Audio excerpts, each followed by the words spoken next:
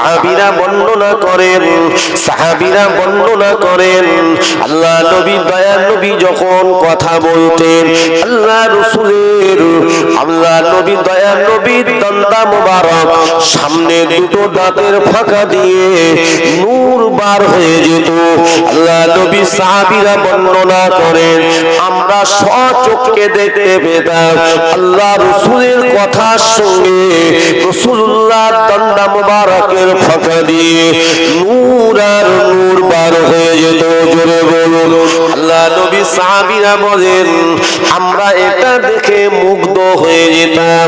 সাহাবীরা বর্ণনা করেন আল্লাহ পাক আমাদের নবীকে এত সুন্দর নবী করেছেন, কেননা পূর্ণিমা চন্দ্র সৃষ্টি হতো না যদি আল্লাহ পাক আমার আপনার নবীর নূরকে যদি আল্লাহ সৃষ্টি না করতেন। নবীর নূরের ওসিলায় পূর্ণিমা চন্দ্রকে আল্লাহ সৃষ্টি করেছে, আমাদেরকেও আল্লাহ সৃষ্টি করেছে। জোরে বলুন সুবহানাল্লাহ। ওরা দেখে আমার নবীর চেহারা দেখে মুগ্ধ। ওই সময় তারা বলেছিল, কাবা দর্শনকারীরা বলেছিল, একে অপরে বলাবলি করতে থাকে কি ব্যাপার যে নেতা মক্কার নেতা আবু জাহেলের কথার সঙ্গে তো কোনো মিল নাই, কিন্তু ওরা কানের ভিতরে আঙ্গুল দিয়ে রেখে দিয়েছে বাবা আল্লাহ নবীর জবান মোবারকের কথা শোনা যাবে না, এটা ছিল তাদের প্রচার। ঠিক কিনা বলেন? ও মুসলমান শুনে রাখেন, কিন্তু দেখতে পাওয়া যায় আবু জাহেল এমন করে যখন বলতে থাকে ওই আবু জাহেলের কথার সঙ্গে কথা কিন্তু মিল হলো না। ঠিক কিনা? আমার নবী দয়ার নবীকে তারা দেখে বলেছিল পাগল কোনোদিন হতে পারে না, পাগল যিনি হবেন তার জামা কাপড় ময়লা থাকবে, তার চুলগুলো উস্কো খুস্কো থাকবে, ঠিক কিনা, শরীরে ময়লা লেগে থাকবে, কিন্তু ইনি তো কোনো পাগল নয়। আসলে আবু জাহিল নিশ্চয়ই কোনো কারণ গোপন করেছে। তাহলে একবার দেখা যাক আবু জাহেলের কথার সঙ্গে তো মিল হয় না, পরন্ত চেহারা পূর্ণিমা চন্দ্র হার মেনে যায়। তাহলে আমাদের কানে যে আঙ্গুল আছে আঙ্গুলটা আমরা বার করে একটুখানি শুনি দেখি না মুহাম্মদ জবান দিয়ে কি কথাটা বলে। ওই সময় তারা কি করলেন বাবা, কান থেকে আপনার আঙ্গুলটা বার করে যখন কিনা আমার নবী দয়ার নবীর মধুর বাণীটা আল্লাহ পাকের কোরআনের বাণীটা শুনতে থাকে, তাদের হৃদয়টা কেঁদে ওঠে, রাসূলুল্লাহর মহব্বত অন্তরে তৈরি হয়ে যায়। আল্লাহ পাকের পবিত্র কোরআনের মহব্বত, কোরআনের ভালোবাসা, রাসূলুল্লাহ জবান মোবারকের তেলাওয়াত যাদের অন্তরে আঘাত, যাদের অন্তরে এমন করে বাসা বেঁধেছিল, যাদের অন্তরটা কেঁদেছিল, কোরআনের মহব্বত তৈরি হয়েছিল, রাসূলুল্লাহর মহব্বত তৈরি হয়েছিল, আল্লাহ পাক রব্বুল আলামিন তানাদের কি আমার আল্লাহ হেদায়েতের আলো দান করেছিলেন। ও মুসলমান শুনে রাখেন, ও আমার ভাইজানেরা, তাই দেখতে পাওয়া যায় আবু জাহিল যত নবীকে পাগল বলেছে, আমার নবীকে যত মূর্খ বলেছে, আমার নবী সম্পর্কে যত উৎসাহ উঠিয়েছে, আল্লাহ পাক রব্বুল আলামিন ততই বেশি নবী পাকের শান মর্যাদাকে আল্লাহ বাড়িয়ে দিয়ে আমার আল্লাহ তত বেশি ইসলামকে প্রসার করে দিয়েছে। বর্তমান আজও সে রাসূলের রেখে যাওয়া আল্লাহর কোরআন এবং নবীর আদর্শ আজ অনেকে আঘাত করছে, চেষ্টা করছে মিটিয়ে দেওয়ার, ঠিক না ভুল? যত চেষ্টা করছে অনেক মানুষের মধ্যে চেতনা দেখিনের ভিতরে কি আছে।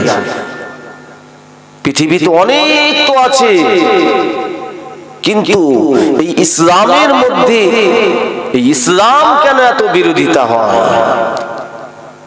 দেখি না ইসলামের মধ্যে কি আছে, কোরআনের মধ্যে কি আছে।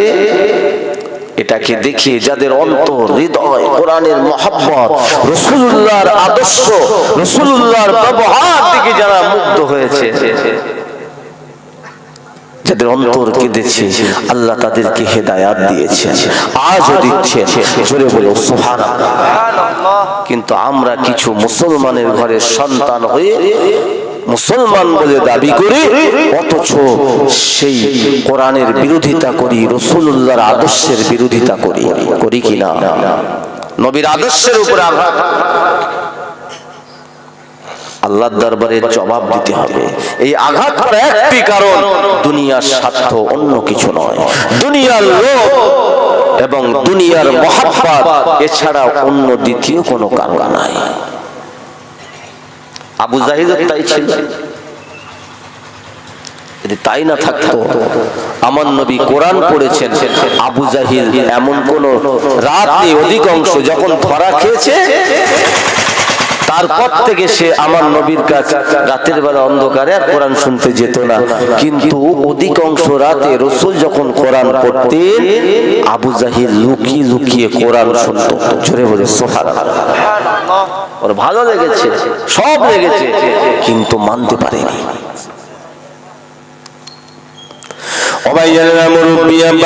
বোঝার চেষ্টা করবে, সেই কোরআন আজ আমাদের ঘরে আছে, সেই নবীর আদর্শ আজও আছে, ঠিক না বল? কিয়ামতের আগ পর্যন্ত থাকবে। আল্লাহর কোরআন আল্লাহ পাক নিজেই দায়িত্ব নিয়েছেন। আল্লাহ পাকের মনোনীত ধর্ম, আল্লাহর মনোনীত ধর্ম ইসলাম। ইসলাম ধর্ম আমার আল্লাহ পাক নিজেই দায়িত্ব নিয়েছেন। রাসূলুল্লাহর ওসিলায় আল্লাহ পাক কমপ্লিট করেছেন। আমার আল্লাহ পাক রব্বুল আলামিন যখন ইসলামকে কমপ্লিট করে দিয়েছিলেন, আমার আল্লাহ আমার নবীকে বলেছেন, হাবিব আপনারা আর কষ্ট হবে না, হাবিব আপনার আর কষ্ট করতে হবে না, আমার ইসলাম কমপ্লিট। এবার বাকি দায়িত্বটা আমি আল্লাহ। জোরে বলে সুবহানাল্লাহ।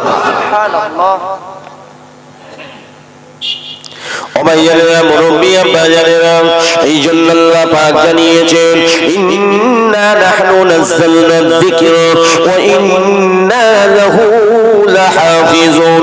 আল্লাহ পাক রব্বুল আলামিন বলেন, নিশ্চয়ই কোরআন নাযিল করেছি আমি আল্লাহ। এই কোরআনের হেফাজতের দায়িত্বটা স্বয়ং আমি আল্লাহ নিজেই নিয়েছি। আমার আল্লাহ পাক জানিয়ে দিয়েছেন, যারা আমার কোরআনের ছায়াতলে আসবে, যারা আমার কোরআনের আইনকে মেনে চলবে, যারা আমার কোরআনের আদর্শকে মেনে চলবে, আমার নবীর আদর্শকে যারা মেনে চলবে, আল্লাহ পাক রব্বুল আলামিন জানিয়ে দেন, নিশ্চয় আমি তাদেরকে হেদায়াত দান করব। আমার আল্লাহ বলেন, আমি তাদেরকে হেফাজত করব। পৃথিবীর জমিনে যতই তাদের কষ্ট নেমে আসুক না কেন, তারা যদি একবার আমি আল্লাহ আমার কাছে সাহায্য চাই, আমাকে আল্লাহ আল্লাহ বলে যদি অন্তর থেকে ডাক দেয়, আমি আল্লাহ পাক আমাকে যদি আল্লাহ আল্লাহ বলে ডাকে, আমার জিকির যদি করে, আমার ইবাদত যদি করে, আমার ওই বান্দা বান্দিকে আমি কখনোই দূরে ফেলে দেব না। আমি আল্লাহ পাক, আমার আল্লাহ বলছেন যে আমি আল্লাহ পাক আমার ওই বান্দা, আমার ওই বান্দিকে আমি হেফাজত করব। পৃথিবীর কোন শক্তি তাকে মারতে পারবে না যদি আমি আল্লাহ তাকে হায়াতে রাখি। পৃথিবীর কোন মানুষ তাকে বাঁচাতে পারবে না যদি আমি আল্লাহ আমার বান্দাকে যদি মওত দিয়ে থাকি। কারণ হায়াতের মালিক আল্লাহ, মওতের মালিক আল্লাহ। তাই আমার আল্লাহ জানিয়ে দিয়েছেন, বান্দা বান্দিরে, মওতের ভয়তে, অত্যাচারের ভয়তে তোমরা যেন ঈমান হারা হয়ে যেও না। আমি আল্লাহ আমাকে যেন ভুলে যেও না। কেননা আমি আল্লাহ পাক তো হলাম হায়াতের মালিক, আমি আল্লাহ তো হলাম মওতের মালিক। তোমাদের হায়াত এবং মওত দিয়ে আমি আল্লাহ দুনিয়া জমিনে পাঠিয়ে দিয়েছি লিয়াবলুয়াকুম আইয়ুকুম আহসানু আমালা। তোমাদের জীবনের আমলের ভিত্তিতে আমি আল্লাহ পাক রব্বুল আলামিন কঠিন দিনে তোমাদের হিসাব নেব। যারা দুনিয়া জমিনে নেক আমল করে এবং ঈমানকে সাথে করে নিয়ে নেক আমলকে মজবুত করে নিয়ে আমার দরবারে আসবে, আমি আল্লাহ তাকে কবরে শান্তি দেব, আখিরাতে নাজাত দেব, আমার হাবিবের সুপারিশ শাফাত নসিব করে দিয়ে আমার আল্লাহ বলছেন আমার দয়ার জান্নাত আমি তাকে দান করে দেব। কোনটা চান যুবক ছেলেরা, বলো কোনটা চাও? আল্লাহকে পেতে চাইতো নাকি? হ্যাঁ, আল্লাহকে যদি পেতে চাই তাহলে আল্লাহর ইবাদত, নামাজ, আল্লাহর হুকুম, রোজা, হালাল খেতে হবে, হালাল উপার্জন করতে হবে, সত্য কথা বলতে হবে, মিথ্যাবাদীদের থেকে দূরে থাকতে হবে, হিংসুকদের থেকে দূরে থাকতে হবে, হারামখোরদের থেকে দূরে থাকতে হবে, ঠিক না বল? চলতে হবে কোন রাস্তায়? ইয়া আইয়ুহাল্লাযীনা আমানু কুনু মা'আস সাদিকিন। আল্লাহ পাক আল্লাহ তাআলা জানিয়ে দিয়েছেন, হে বিশ্বাসী ঈমানওয়ালা বান্দা বান্দীগণ, আমি আল্লাহ পাক তোমাদেরকে জানিয়ে দিলাম কুনু মা'আস সাদিকিন, পৃথিবীর জমিনে তোমরা সত্যবাদী হয়ে যাও, সত্যবাদীদের দলভুক্ত হয়ে যাও, মিথ্যাবাদীদের সঙ্গে থেকো না, হারামখোরদের সঙ্গে থেকো না। আল্লাহ পাক আল্লাহ তাআলা জানিয়ে দিয়েছেন জুলুমকারীদের সঙ্গে তোমরা থেকো না। আমার আল্লাহ পাক রব্বুল আলামিন, আমার আল্লাহ তাআলা তিনি স্বয়ং জানিয়ে দিয়েছেন। তাই আমার নবী, দয়ার নবী, রহমাতাল লিল আলামিন নবী ওই সমস্ত খারাপি নোংরামির প্রতিবাদ করার কারণে, আল্লাহর একত্ববাদকে প্রচার করার কারণে আমার নবীর উপরে অত্যাচার নেমেছিল, ঠিক না বলেন? নবীর মতো মুসিবত, নবীর মতো কষ্ট সাহাবীরা করতে পারেনি। আর আমার নবীকে ভালোবেসে সাহাবীরা, অনেক সাহাবীদের জীবন পর্যন্ত চলে গেছে, ঠিক না বল? অনেকের জীবন পর্যন্ত চলে গেছে, জীবন দিয়েছে কিন্তু ঈমান দেননি। কেন? দুনিয়াটা ক্ষণিকের আর আখিরাতটা চিরস্থায়ী। ও আমার দুর্গাপুর গ্রামবাসী, যুবক ভাইরা, মুরব্বী আব্বা জানেন, যদি সম্পর্ক তৈরি করতে চান আল্লাহর ঘরের সঙ্গে সম্পর্ক তৈরি করুন। সম্পর্ক যদি বেশি তৈরি করতে চান আল্লাহর ঘরের সঙ্গে মহব্বত সম্পর্ক তৈরি করুন। মসজিদের ইমামকে পরিপূর্ণ নেতা বলে মেনে নেন। ইমাম মানে হলো নেতা। মসজিদের ইমাম সাহেবের আদর্শ অনুযায়ী চলুন। ইমাম সাহেব কোরআন শিক্ষা দেয়, ইমাম সাহেব নামাজ শিক্ষা দেয়, ইমাম মসজিদের ইমাম, যোগ্য ইমাম সাহেব আপনাকে আমাকে ভালো শিক্ষা দেয়, খারাপ পথ থেকে যাতে আপনি বাঁচতে পারেন, আপনি যাতে সুপথগামী হতে পারেন, এই আলোচনায় তো করে থাকেন, ঠিক না? কিন্তু দেখতে পাওয়া যায় বাবা, মসজিদের ইমাম সাহেবের ভুরি ভুরি দোষ খুঁজে বার করে। যখন খুঁজে খুঁজে বার করে, শুনে রাখে, যদি ইমাম স্বচ্ছ হয়, তিনি যদি প্রকৃত আল্লাহর যদি আলেম বান্দা হন, যদি প্রকৃত আমার আল্লাহ তাআলাকে কবুল করে থাকে, ওই ইমাম সাহেব তিনি তো সঠিক কথাই বলবেন, সত্য কথা বলবেন, কিন্তু এই সত্য কথা বলার কারণে এক শ্রেণীর মানুষের কষ্ট হয় কিনা, অথচ সেও নামাজ পড়ে। নামাজ পড়লে কি হবে? দেখতে পাওয়া যাবে অনেক নামাজি নামাজ পড়ে, মদ গোপনে গোপনে খায়, ঠিক না? অনেকে নামাজ পড়ে সুদের কারবার বন্ধ করে না, অনেকে নামাজ পড়ে দেখতে পাওয়া যায় গীবত গিল্লা বন্ধ করে না, পরনিন্দা পরচর্চা বন্ধ করে না। অনেকে মসজিদে নামাজ পড়ে যে ইমামের পিছনে, আবার বাইরে এসে ওই ইমামের গীবত করে কিনা। ও মুসলমান, আমি দুর্গাপুর গ্রামবাসীদের বলছি না, সমাজে এরকম ঘটছে তাই বলছি বাবা। শুনে রেখে দিন, জেনে রেখে দিন বাবা। আপনি জানেন কি ইমাম বলে মানলেন? ইমাম মানে হলো আপনার গ্রামের নেতা, ওই নেতাকে আপনার মানতে হবে। ইমামকে যখন আপনি প্রতিনিধি হিসাবে মেনে নিলেন, ইমাম বলে মেনে নিলেন, আপনি সেই ইমামের পিছনে নামাজ পড়ে কখনোই আপনি ইমামের বিরোধিতা করতে পারেন না। ও মুসলমান, সমাজে এই রোগ ঢুকেছে বলে আজকে কিন্তু আমাদের ভেতরে খারাপি নোংরামি নেমে আসছে, ঠিক না?